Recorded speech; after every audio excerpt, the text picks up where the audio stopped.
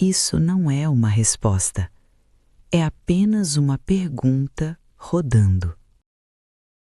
Você foi reduzido a um objeto de curadoria alheia.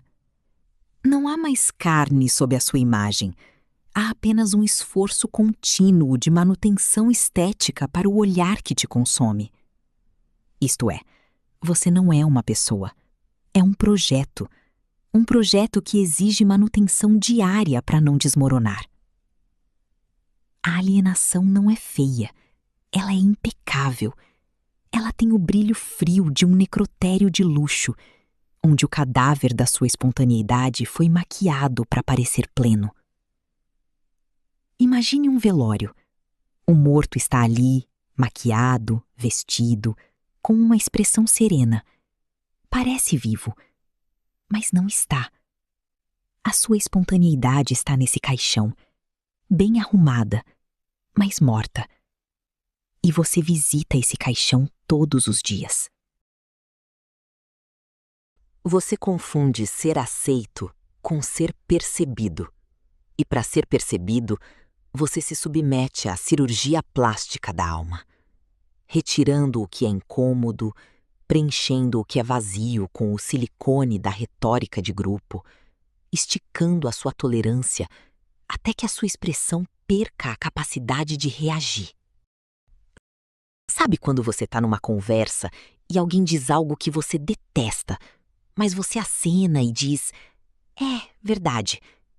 Isso é o silicone da retórica de grupo. Você está preenchendo o vazio com algo que não é seu. E a sua expressão, com o tempo, perde a força de reagir. O seu rosto é uma tela onde o outro projeta as próprias frustrações. E você ocupa o papel de tela, porque ser o suporte do desejo alheio te dá uma ilusão de utilidade. Nós vivemos na era da pornografia do pertencimento, onde nada é vivido para ser experimentado. Tudo é vivido para ser testemunhado e validado pela retina do vizinho. Pergunte a si mesmo: a última vez que você fez algo realmente prazeroso, sem postar, sem contar, sem provar nada, o que você sentiu?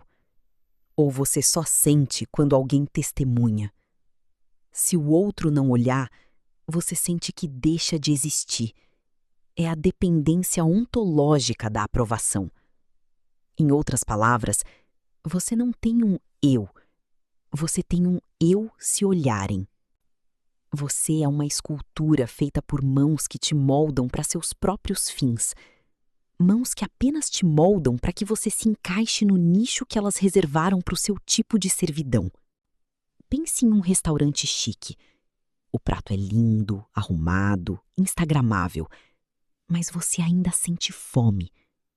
O seu nicho é lindo, a sua servidão é bem decorada, mas você ainda sente fome de ser você. Observe o vazio no fundo dos seus olhos quando você sorri para uma câmera, ou quando concorda com uma opinião que você despreza. Aquele brilho morto é o preço da sua estética de sobrevivência. Você já viu uma foto sua e pensou: quem é essa pessoa? Aquele brilho morto não é cansaço, é a falta de assinatura. Você está ali, mas não é você. Você não é uma obra de arte. Você é uma cópia autorizada de um original que você nunca chegou a conhecer. É duro ouvir isso, eu sei. Mas a verdade é que você está andando por aí como uma cópia de uma cópia.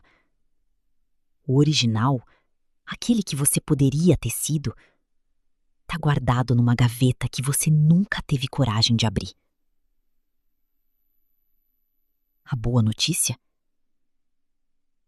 A gaveta ainda existe. O maior perigo de viver para o olhar do outro não é o julgamento, é a ausência dele.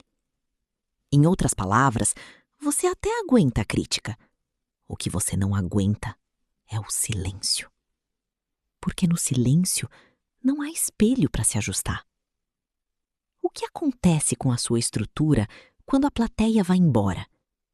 Quando as luzes do teatro da aprovação se apagam, quem sobra para sustentar o peso da sua carne? Pense num ator.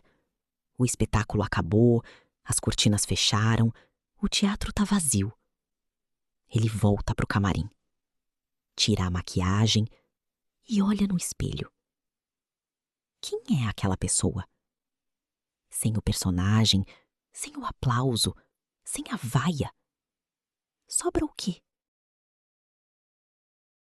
Você passou décadas construindo um edifício de aparências, fundamentado no terreno movediço da opinião alheia. Agora, o solo cedeu. Você já sentiu o chão sumir debaixo dos pés? Não no sentido literal. Quando alguém de quem você sempre buscou aprovação simplesmente não olhou, não criticou, não disse nada. Aquele buraco no peito. É isso. O vácuo que você sente não é falta de amor, é falta de substância. É a experiência aterradora de ser um satélite sem planeta, uma sombra que perdeu o corpo que a projetava. Um exemplo. Lembra daquela pessoa que você sempre tentava impressionar? Pode ser um pai, um chefe, um ex. Um dia você percebe que ela nem se importa. Não porque você é ruim, mas porque você nunca foi o centro. Você era o satélite e ela, o planeta. Sem ela, você só flutua. A falência do reflexo terceirizado é o seu único encontro real. É o momento em que a máscara cai e por baixo não há um rosto novo. Há apenas o silêncio de quem nunca se deu ao trabalho de nascer. Isto é, você não encontrou um verdadeiro eu por baixo da máscara. Você encontrou um vazio. E o vazio dói mais do que qualquer crítica. Você vive como um exilado de uma intimidade que nunca pôde construir. O seu eu é um inquilino que foi despejado pelo proprietário original, o outro. E agora vem a parte mais difícil. Você está nu, sem plateia, sem máscara, sem roteiro. E o espelho devolve uma pessoa que você não escolheu ser. Não porque você é feio ou incapaz, mas porque você nunca pegou o lápis para desenhar o próprio rosto. E agora? Agora você encara o espelho e não reconhece os traços. Aquelas rugas, aqueles olhos, aquele cansaço. Pouco disso te pertence, porque pouco disso foi escolhido por você. É a náusea da liberdade não solicitada.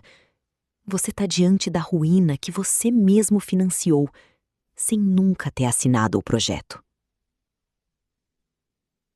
Então eu pergunto, se você pudesse apagar tudo o que construiu para os outros, as aparências, os sorrisos falsos, os silêncios, o que sobraria? Você saberia o que fazer com esse resto? Não procure culpados na sua galeria de fotos. O algoz foi essa fome de ser aceito, que devorou cada milímetro da sua autonomia, até não restar nada, além deste vazio que agora grita no escuro. Pense num cachorro que foi acorrentado a vida inteira. Um dia soltam a corrente. Ele não sai correndo. Ele fica, porque ele não conhece o mundo sem a corrente. O seu vazio grita no escuro, porque você não conhece o silêncio sem a cobrança. Você não se perdeu. Você nunca se teve. Não é uma tragédia grega. É mais simples e mais cruel. Você não pode perder o que nunca teve. E agora, esse vazio, esse deserto, é o único território que realmente te pertence. O que você vai plantar nele? Isso não era sobre você. Era sobre o que em você insiste em não ouvir.